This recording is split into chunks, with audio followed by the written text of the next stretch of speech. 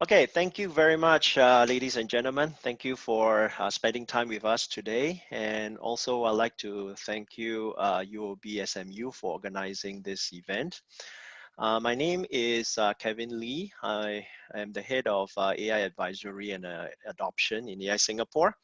I'm joined by my colleague, Tan Po. He's a principal AI consultant. So later on, as I'm talking, if you have any question, please feel free to type it into the chat. There's a little green the button at the bottom where you can click and then you can chat.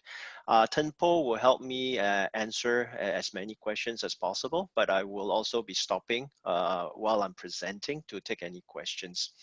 So today's topic is about AI for sales and marketing. Uh, Many of us, many companies has been affected severely by COVID-19. And I hope that what we can do today is to share some ideas of after the epidemic is over, how can a company revamp their business by using AI? What I'll be doing is that we'll be showing you some use cases. These are based on real cases that has been done by us as well as many others in the industry. To show you what are the things that can be done with AI and how does that help you in sales and marketing. At a later part, I'll also be sharing with you how you can engage AI Singapore for help should you want to embark in your first AI project. So again, for those of you who are not familiar, AI Singapore is really a national AI program office that is sponsored by NRF. We are hosted by NUS, meaning that our physical office is in NUS. We have been in existence for about 3 years now. Later on, I will share with you more about specifically what we do and what are the programs that you might be interested in. As long as you are a Singapore-based company, there are a lot of exciting programs that we have that can help you be successful in your AI journey. So let's start by looking at this research. It's a research by McKinsey. So you're saying that between $3.5 to about $6 trillion of annual revenue can be generated by AI. And if you look at it, drill down further, you can see that sales and marketing, as well as supply chain management and manufacturing, these two pieces are occupy the bulk of it. And if you look at it on the right-hand side, if you look at the industries, retail is at the top of the industry that is being helped by AI. So today, what I want to do is I will be using retail as an example of some of the use cases that have been deployed successfully in this sector. So if your business is in retail, the examples that I'll be showing you will be directly relevant to you. However, if you're not in retail, many of the algorithms and strategies that we have will also be applicable to you. Whether you are B2C kind of company or B2B type of company. So I will be talking about those in later slides. Let me step back and look at sales and marketing. What do we sales and marketing people do, right? I've spent more than 25 years in the tech industry managing sales and marketing operations for large multinational as well as small companies. So this topic is dear and close to my heart. So as I ask myself, as a sales and marketing person, what do we really do? There are really three things. One is customer acquisition. That's very important, right? That's what marketers do. That's what salespeople do. First of all, I want to know who you are so that I can bring in those that is suitable for us. Then after you're being my customer, I want to maximize the value or how much you're going to purchase from me while you are a customer. Last but not least, I want to retain the good customers. I want to know whether you're happy with me. So let's look at it from this perspective. And if we drill down further, let's start from the beginning to the end of a customer life cycle, right? At the end, you have churn. Churn means the customer stop buying from you. In the very beginning, I want to know who the customers are.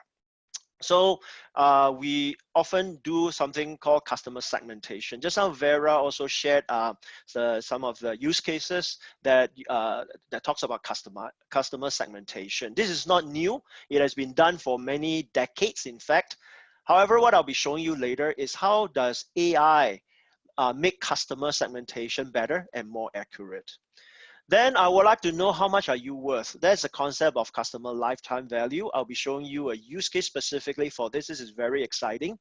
And then what else would you like? You know, after you being a customer, you bought certain things from us. I also want to sell you more, right?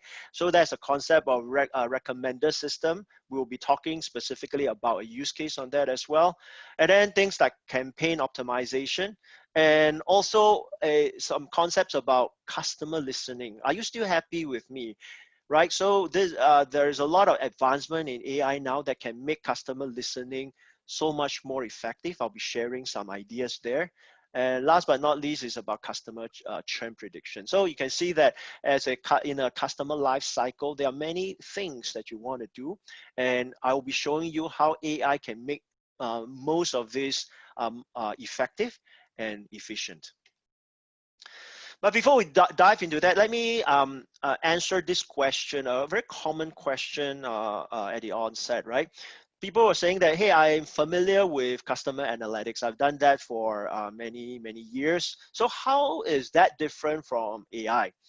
Now, the way that I will explain that is traditional customer analytics focus on describing how customers behave in the past. The analytics is usually done on a broad group basis. And the end goal of customer analytics is really to offer insights so that the human, the person can make the decision and take actions. Whereas the AI, the key difference is prediction. It's about offering prediction of the future based on what has happened in the past. And not only that, it can offer personalized recommendation down to individual customers. I think that's the power of AI. And in addition, it will be able to take into consideration as an input non-traditional, non-structured data. That means things like free text, pictures, videos, clickstream data. All these can be handled easily by AI, which is difficult in traditional customer analytics. So the end of that is AI will likely be able to be more precise and to improve accuracy and be able to recommend actions. This is how Gartner sees it. There are two axes here, difficulty and value. So descriptive analytics focuses on what happened, the past. Diagnostic analytics is about why did it happen. Predictive analytics is what will happen, that's prediction, as well as prescriptive analytics that focus on how can we make it happen. So it is a hindsight, insight, and foresight concept. So analytics focus more on the left, whereas AI focuses more on the right. So hopefully this gives you a clear understanding of the difference between the traditional analytics and what we will be talking about today. All right, so let's now dive into our first use case, customer segmentation. Again, if you have any questions about what I've been talking about, or later on, you can feel free to type in your questions. Tenpo will help answer those as I'm talking. So let's talk about customer segmentation, what is important, right? As a sales and marketing person, most of us will have experience in this. First of all, segmentation allows us to target our customers more effectively so that we can create more accurate products and go-to-market strategies. That is to increase effectiveness of the marketing campaigns. So that's what we want to do. And the way that it is done in the past is by using demographics data like education, income, age, where you live, etc., etc., and to come up with clusters or segments of customers that make logical sense. Usually those are done by using predefined rules. One of the problem with the predefined rules is that it gets a lot of times it gets very complicated, and a lot of nuances is hard to pinpoint. Let me give you an example. If you're using demographics like wealth, right? High-end, mid-range, and low-end customers. A wealthy customer can be a retired person, 65 years old, who is enjoying his life, or a 30-year-old person who have just IPO'd his company. Needless to say, their needs and wants are very different. Therefore, this kind of demographics data, you will need to keep adding in many different scenarios. So it gets very convoluted. What AI can do is that with a machine learning algorithm, it can learn this kind of segmentation automatically from the data. All right, so that when market changes, the effort to resegment is minimal. And then the models can also take in large number of features in a handcrafted rule-based segmentation. Usually you would handle half a dozen to at most like 8 or 10 features. However, in a typical machine learning model, you can handle easily 30, 40, 50 different features, as well as you can take in unstructured data. Like for example, these are demographics data. You can also add in things like opinions of the customer on your product, their online behavior. These are clickstream data, their online feedback, etc. We can use NLP to process that, and then put it into a machine learning model, which will then spit out a more a richer set of clusters, so that it can take into many different nuances. And then the machine learning model can be retrained on a regular basis, every quarter or even every month, if you choose to do that. Now let me make it even more concrete for you by using a fictitious example. Now it is fictitious, but it is based on the couple of projects that we have done in AI Singapore. What I've done is I changed the name, but I retain many of the salient points of the scenarios so that I can illustrate the point to you. So imagine that now there is a pet shop selling pet foods, right? There are many retail outlets throughout Singapore, lots of registered customers, and the members get discount via app. Now this is critical because you can capture customers' profile information and their behavior.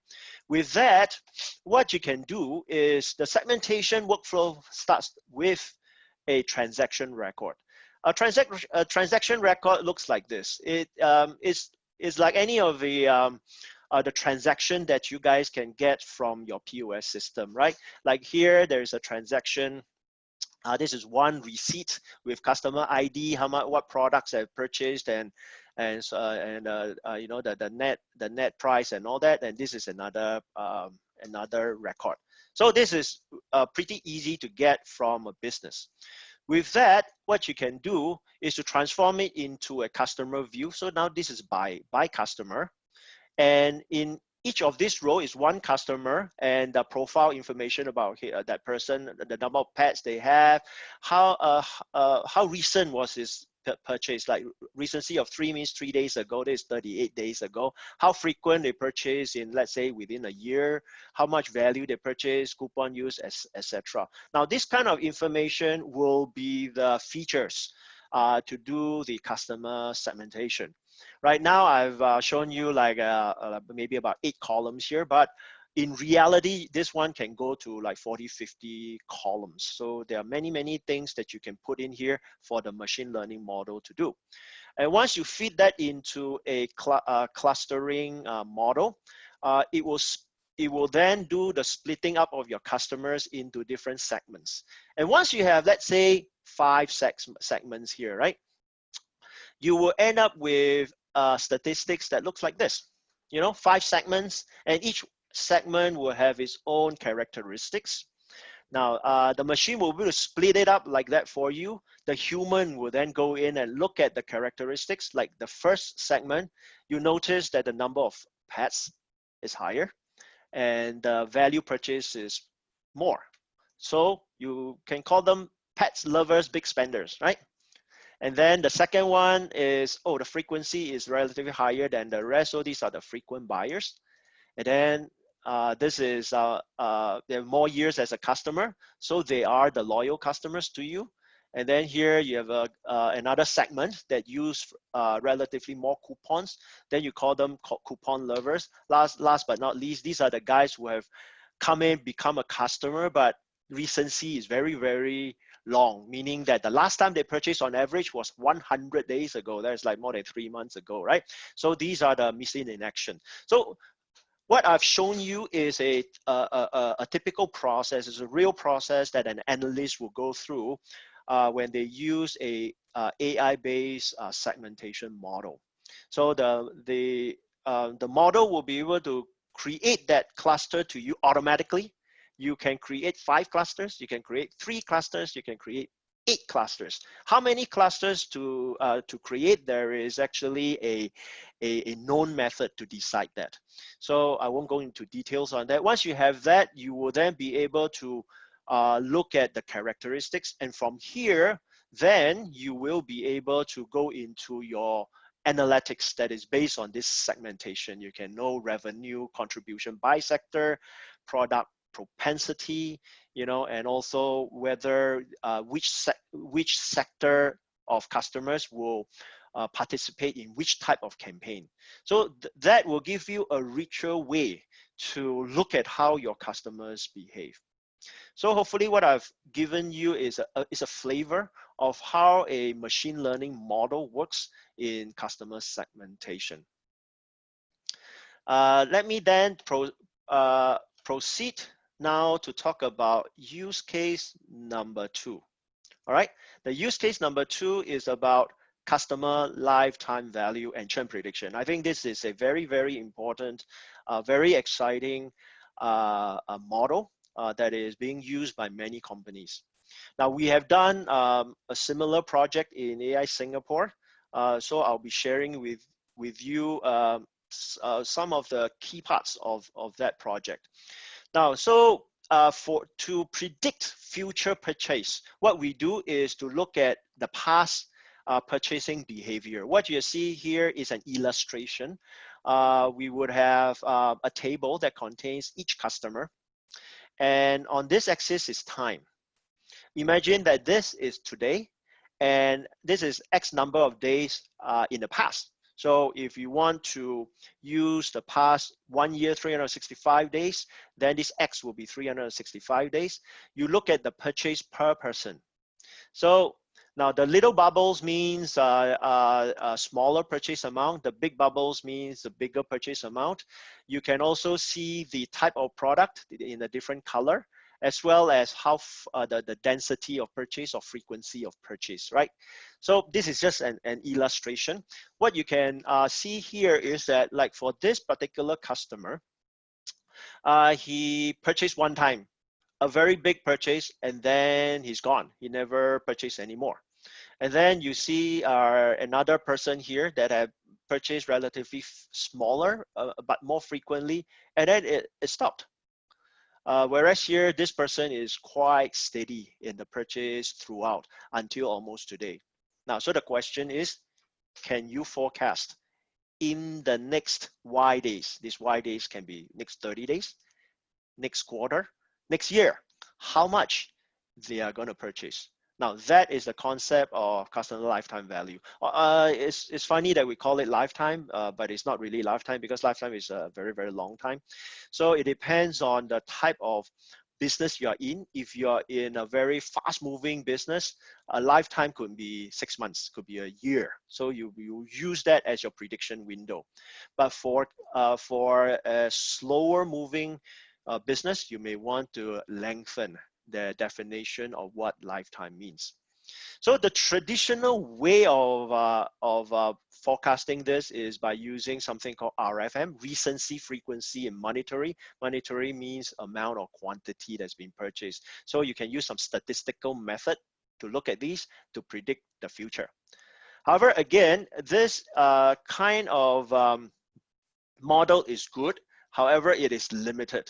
So it is limited in the sense that you can only look at our past purchase behavior.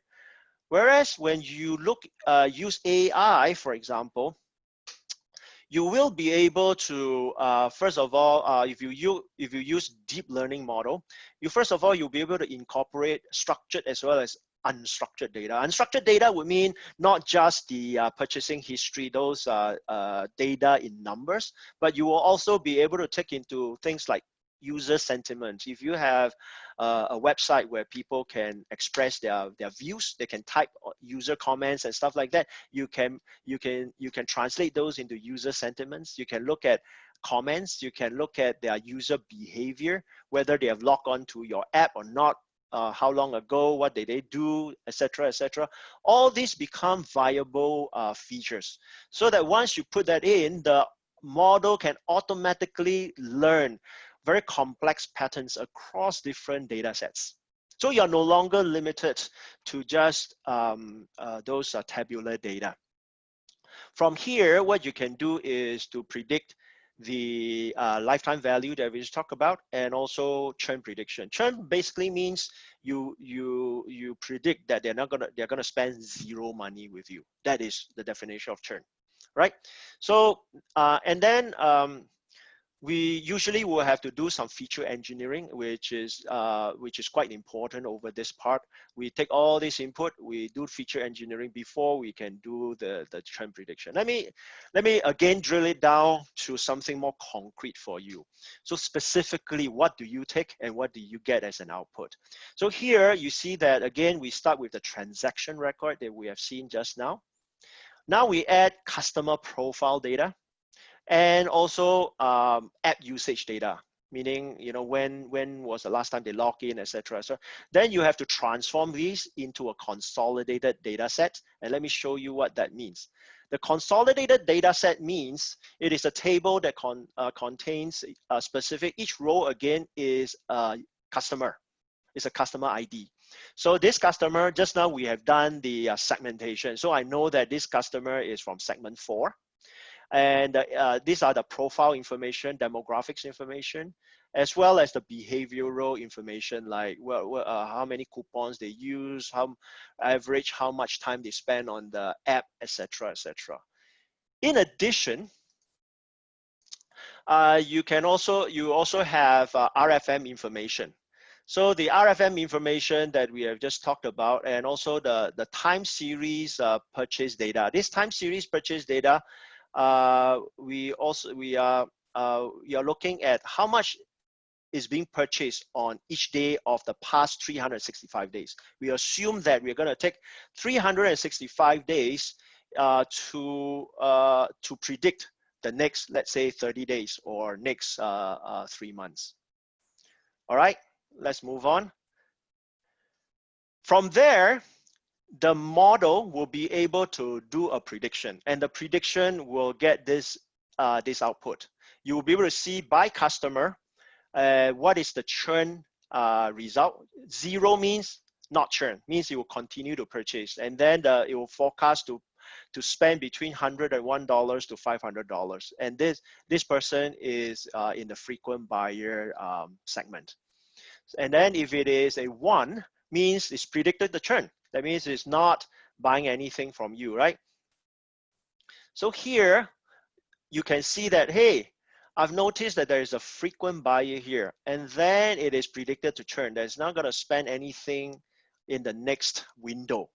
So this is how you would use the data.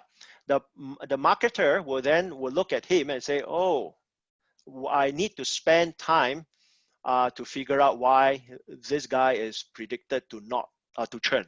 And this is also a big spender. I also need to take care of them. That's how you can make use of this kind of forecast, this kind of prediction to help you in your marketing campaign. So therefore, it will be able to help you be more precise in your customer acquisition. It will we know that from research that customer acquisition on average costs 5 to 7 times more than retention. Therefore, you want to spend your effort and investment in retention more than you want to spend in customer acquisition. And then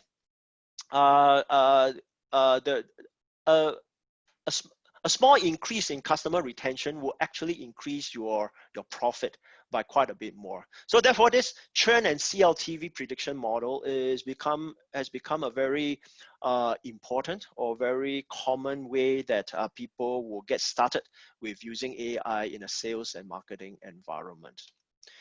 Okay, before we go into use case 3, let me check with Tempo. Are there any questions that I can take? Kevin, no, I answered most of them in the chat already. Okay, all right. So let's move on. The recommender system. This is very, very common.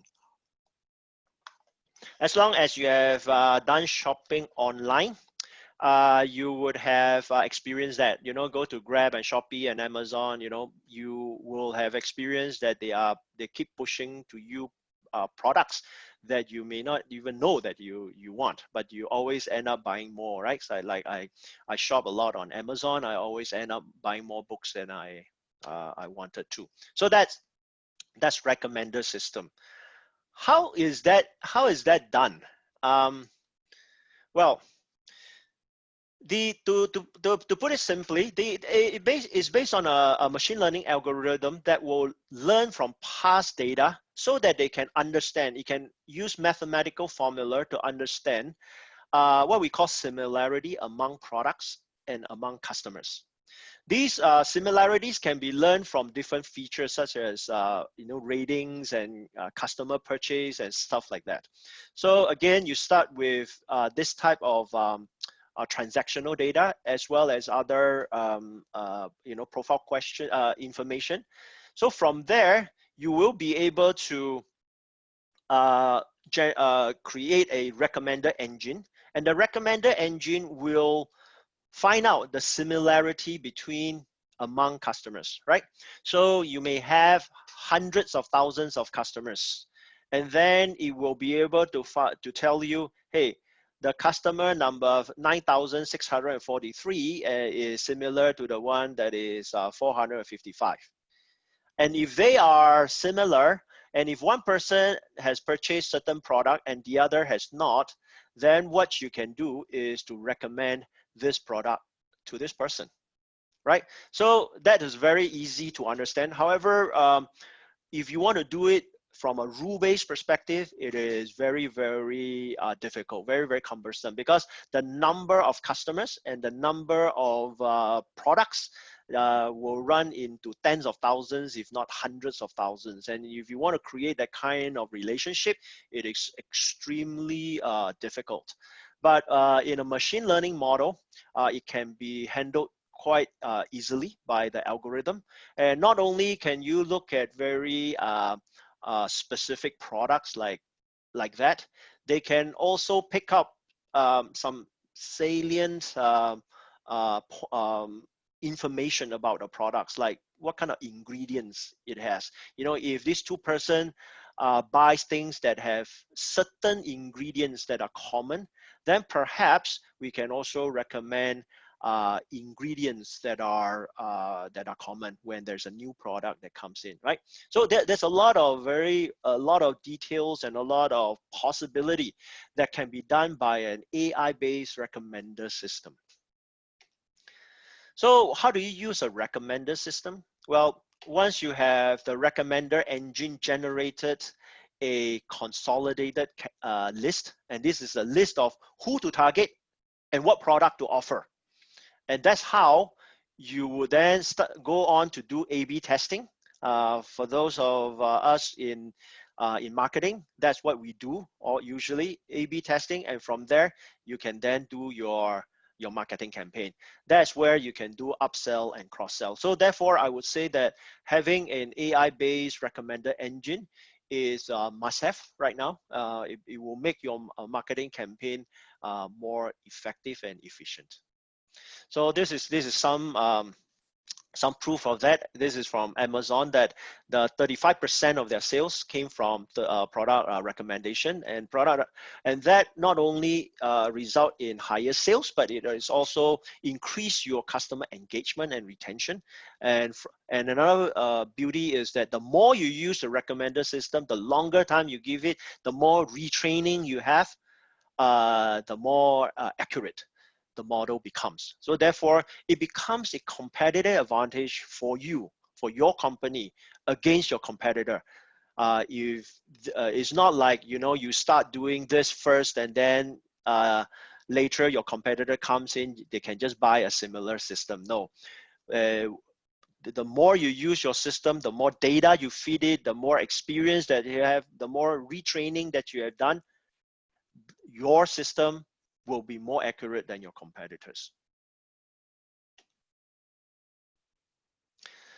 So the last thing I want to share with you is about customer listening.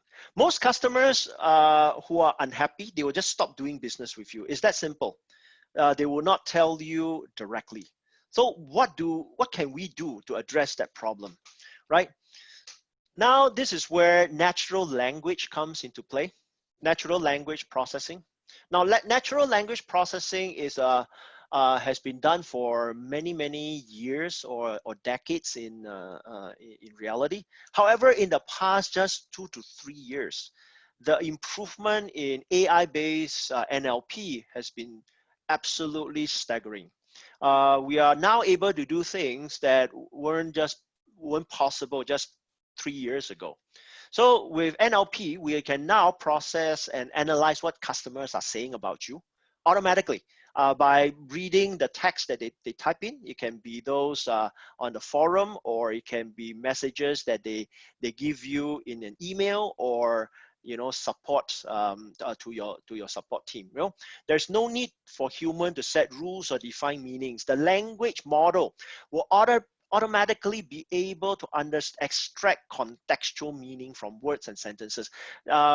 Contextual meaning means, like example, the most famous example here is that the word king is to queen is equivalent to a man to a woman, right? So this kind of contextual meaning, the NLP model now instinctively understands that, right? You will be able to understand that, Kuala Lumpur is closer to Malaysia, whereas Beijing is related to China. All these things, you don't need to give it any rules. They already learn as part of the pre-training of the language model. Now, with this kind of contextual meaning, we can now do very interesting stuff like search. Everybody is quite familiar with that now. However, you think about it, when you search something, if you search on Google, it doesn't just look at keywords, because keywords is not very accurate at all. They do contextual searching. What if you can do a Google-like search on your customer's email, your customer's what do you call it, input to you in any form, right? And then you can have chatbot. Many people have bad experience with chatbot because those are older generation chatbots. In the newer generation chatbots, it is absolutely staggering. So if you want an example, go Google, YouTube, and find a chatbot by Google called Duplex. You will be stunned by what it can be done. Things like question and answer, that is very popular. If you have an automatic question and answer engine for your customers, your customer happiness will go up. Sentiment analysis, machine translation, topic modeling, that's very is very exciting as well. You will be able, for example, listen to a social media platform and listen on what your customers are talking about you or your company or certain topics. It can be topics like, if just now go back to the pet shop, you may want to talk a bit about trends about having pets, diseases that are related to pets, and stuff like that. Anything that you want to do, you can train the model to pick up messages that are related to those topics, and then flash it out to you, summarize it for you. That's where the automatic summarization happens. What if you have a dashboard that every day or every week, it will summarize for you the key topics that your customers are talking about you, and then build out a dashboard to show you? Isn't that wonderful? Now, that is possible with NLP today. Now, another thing is intent analysis, like when a customer says something, what you really want to know is what is the intention? What do they intend? Are they asking for help? Are they complaining? Or are they making a suggestions? So these are the things that are becoming possible with the latest NLP technology. This is where we are starting to see more and more demand coming our way, asking us to help them build system that do some of these things for in a sales and marketing environment. So this is an example. You can take customer forum information, email support information, online feedback, build an NLP-based model, and then spit out sentiment analysis, topic monitoring that I was just talking about. And this one, automated support, is also very popular now. Is imagine that you have an email support or email or customer forum, support forum. Uh, Oftentimes, you will need a person to read that email and decide who to flow or who to divert to the email to which department. That is a very tedious job, error prone job. And then after you train a person to do it, they leave. So now with AI, you can do that automatically. The AI can automatically understand from the context that is being discussed in the text and flow it to the right department. So these are just some examples of things that can be done now in the sales and marketing world. So what I've shown you just now are 4 different use cases in the sales and marketing environment. There are many, many more. I cannot go into each one of them, but just let me highlight them, like demand forecast. Now, customer lifetime value and churn prediction is specific to a customer, whereas demand forecast usually is specific to product. That, again, can be done more accurately using AI model because it can take non-traditional data into the demand forecast as well. Customer chatbot, we talk about that. Dynamic pricing, it is about looking at different customers and inventory information and profit requirements that can help you do pricing that can optimize your requirements. Maybe when you have too little inventory, you want to price your product differently than when you have too much inventory. And then next best action is about understanding your customer journey. And then depending on the type of customers and what kind of actions it has taken in the past, you predict the next best action so that you can tell your sales guy, hey, for this customer, the next best thing to do is XYZ, right? Predictive maintenance, assuming that you are selling a machine, something that requires maintenance. What if you can have an IoT reader inside or that can continuously feedback information to a machine learning model that can tell you that when will that machine fail in your customer's premise, right? So you will be able to show up to at your customer's site before they even know that the machine will fail. Therefore, this again will make your product more competitive. So this is again a list of AI use cases that are possible for sales and marketing. All right, I've gone through things very fast. Let me pause here. Any questions, Tempo? Nope. Okay, fantastic. Let's move on. Now, I've shown you many use cases, and should you be interested to do your first AI project, what should you do? Now, just now in the beginning, I've told you that AI Singapore, we are government funded. Our focus is to catalyze the adoption of AI in Singapore. So our job is to help Singapore-based companies. Now, when I say Singapore-based, it includes local as well as foreign companies that have substantial presence in Singapore. Substantial means is more than just a sales office or a branch office, right? So what we do is that we look at a AI adoption journey from a company from, hey, I'm interested to doing my first AI project. We have programs like AI Clinic. AI Clinic is today is a form of AI Clinic, but it is not the interactive one that we do before the COVID-19. The intent of the AI Clinic is to gather companies within the same industry and to tell them about use cases, and then we can, because it is face to face, we are able to do breakout groups and answer questions, right? So once we are able to do that, we will hopefully the companies who participated in AI Clinic will start thinking about how to use AI to solve their own problems in-house. They will have internal conversation, and if they need more help, then we have another program called AI Discovery. Now, this AI Clinic will have multiple companies in one room. They are competitors usually, so they will not be able to share a lot of very intimate details about their business with us. If they want to go deeper, they can sign on to this AI Discovery program with us. It's a consulting program. This is done under NDA so that they can share intimate details with us.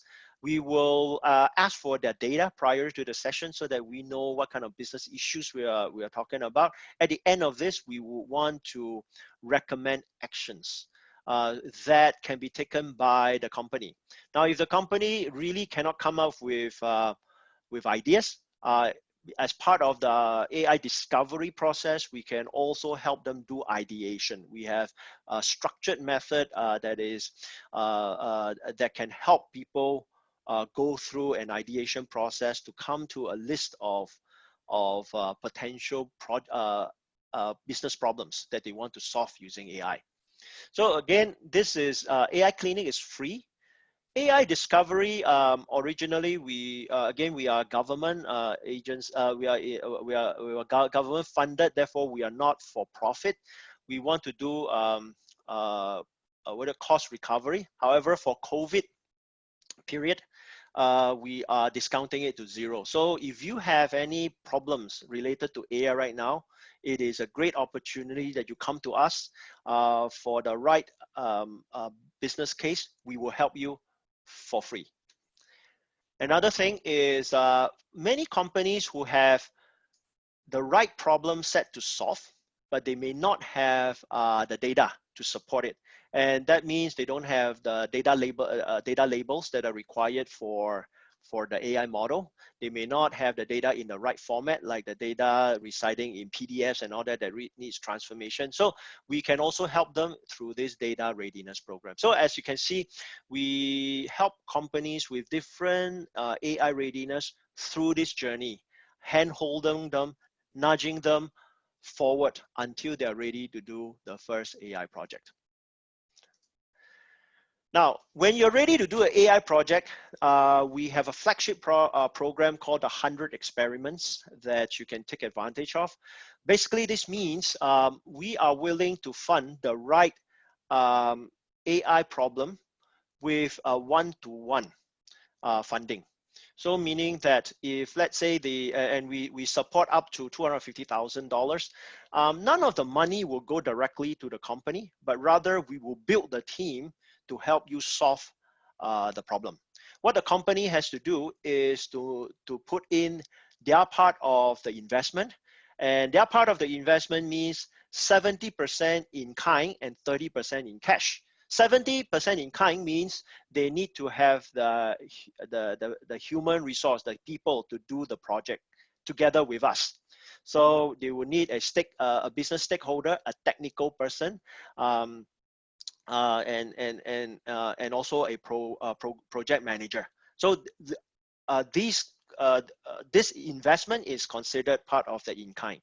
So the in-cash portion, 30% roughly usually comes up to about, 60 something, $70,000 for one project. Now, if any one of you have done a AI project or any software project before, you will know that the actual cost will be significantly more than that. Now, another good news is that for specific companies during this period of time, we are able to reduce the in-cash portion down to 10%.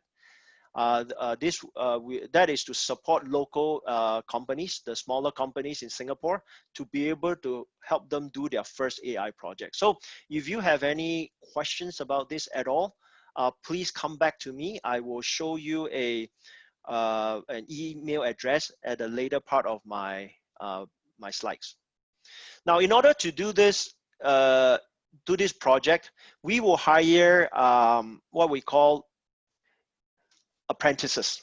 Now, these apprentices, they are not beginners. They are not here to learn AI. They are coming into AI Singapore already having the right skill sets. They already know how to code in Python. They already have built AI models before. They will have to go through an entrance exam and qualifications. And once they get in, the benefit for them is that they will have an opportunity to work on a real life AI project. The 100E project I've just talked about. So the company will get 2 to 3 apprentices usually in one project team, together with a AI engineer as a mentor, as well as program managers from AI Singapore. So the apprentices, once they get into the program, they will have to quit their job. It is not a part-time program; it's a full-time program. The first 2 months, they will spend time deep skilling to make sure that everybody is at the same level of AI skills. Then they'll go through this 7 months of doing the actual project. The end deliverable is the MVP that is being delivered and deployed in a chosen environment by the sponsor. So after that, the apprentices will go back to the industry. That's how we train up talents, AI talents in Singapore. So again, if you are interested in this program as well, please go to our website. There are a lot of information. If you have more questions, you can write in to the contact us as well on our website.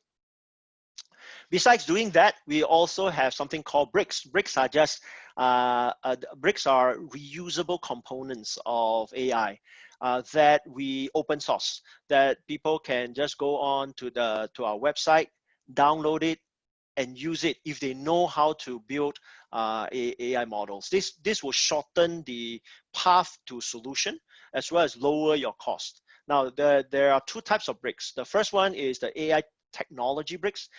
This assumes that you know programming, you know how to download a library and start using it. We will have documentation, etc. This is the website that you can go through to look at what are the technology bricks that we already have. Then the second type of bricks are the AI ready bricks. The AI ready bricks are meant for a different type of users.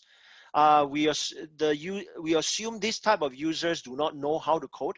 They are typically an analyst in a department who needs to do some simple AI models like demand forecast, like churn, that I've just shown you earlier on.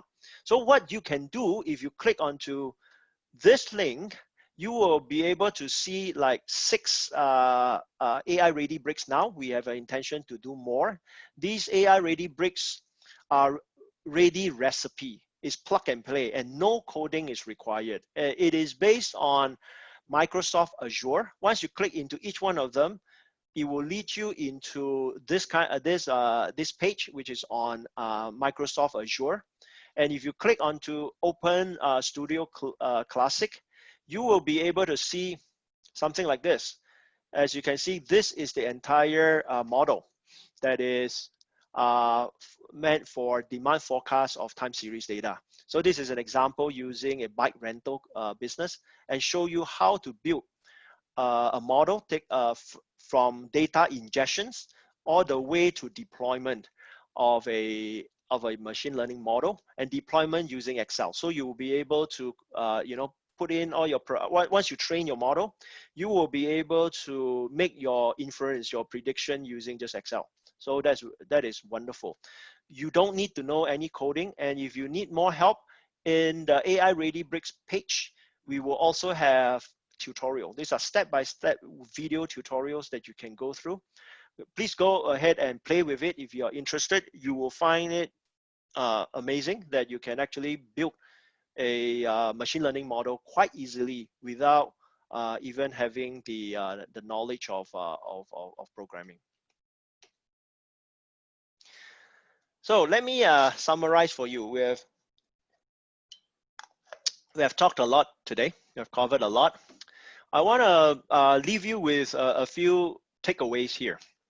AI can really help you increase sales and improve your profitability. A lot has happened in the AI world, especially in the past a few years. Capabilities that weren't possible before has now become possible.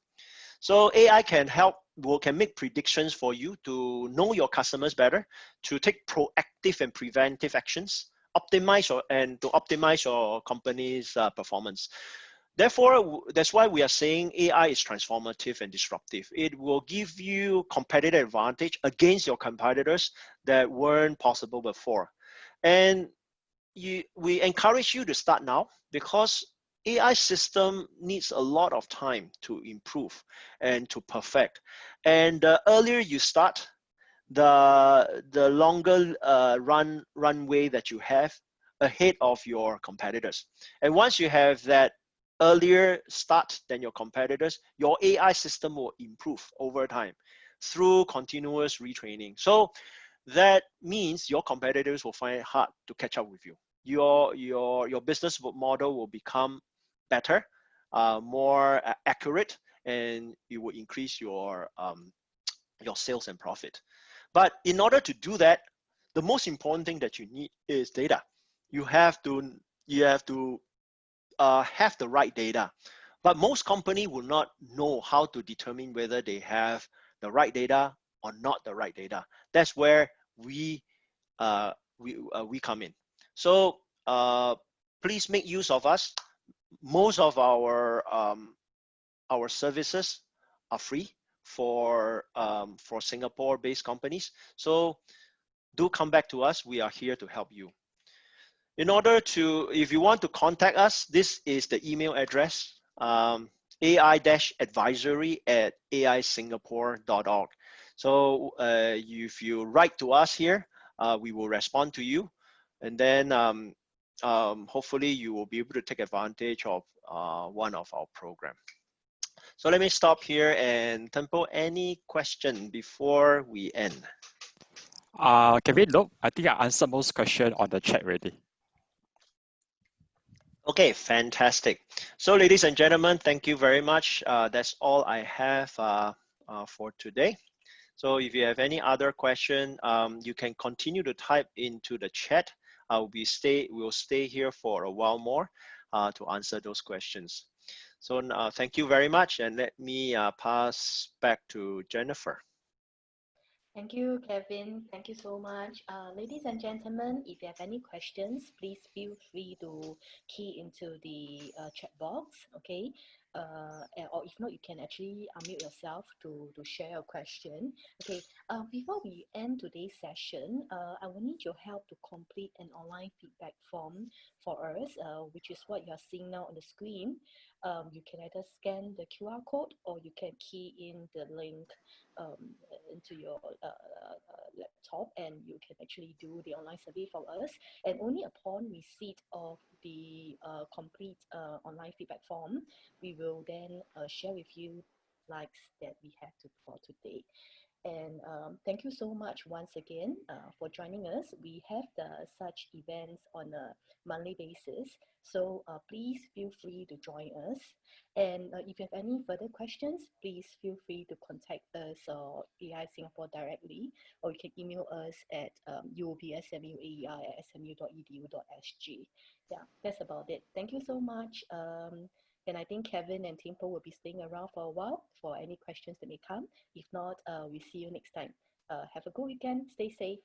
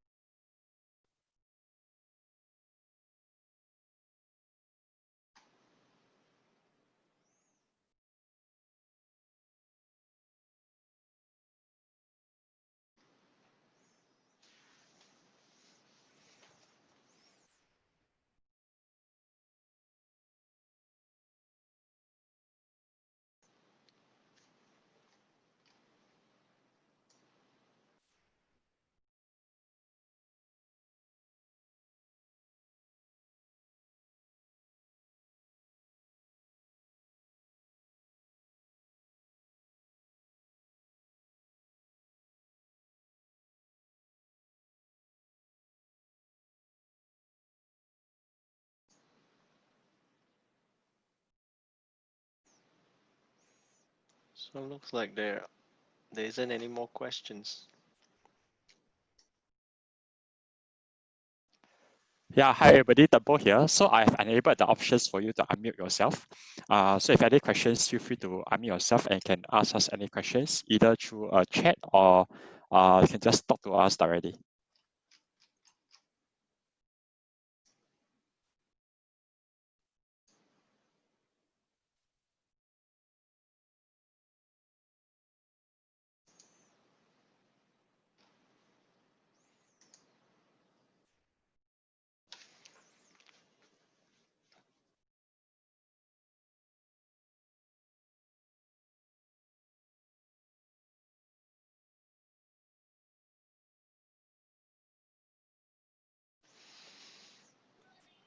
Hi, Kevin.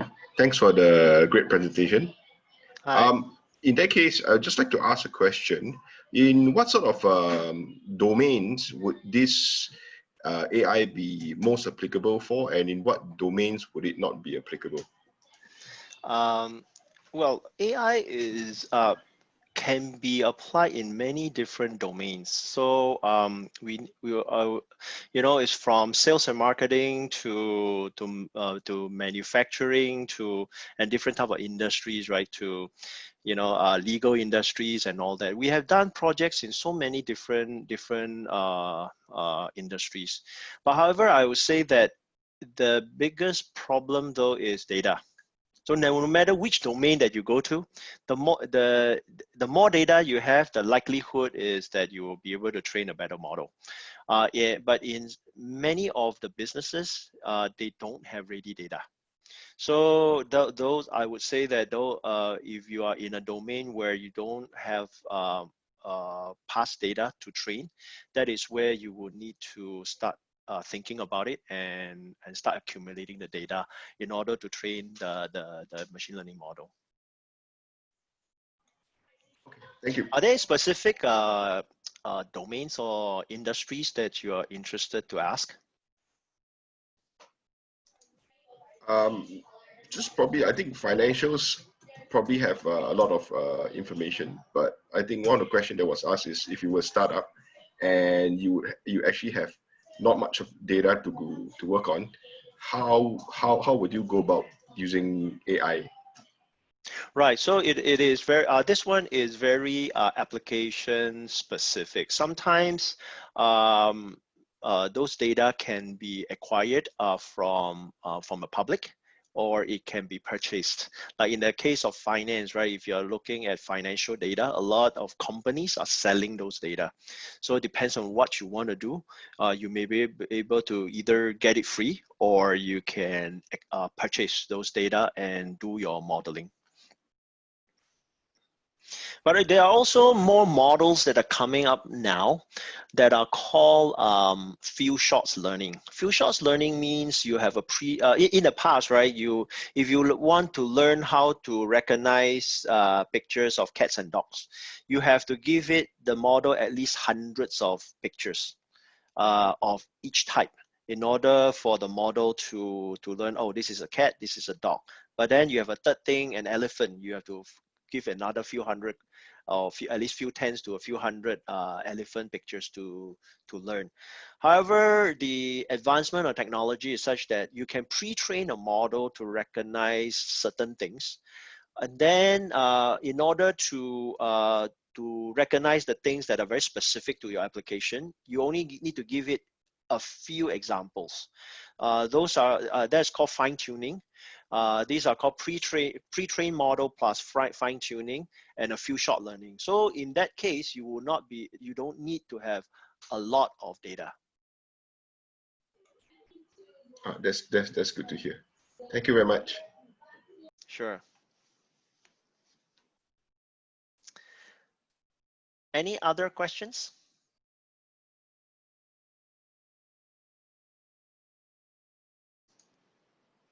If not, I think, so Jennifer and Vera, shall we end here? Sure. I think Yes. All right. Thank you very much. Thank you, Kevin. Thank you, everyone. Thank you, Tempo. Thank Thank you you. very much. Bye-bye. Thank you, Bye-bye. everyone. See you. Bye-bye. Bye.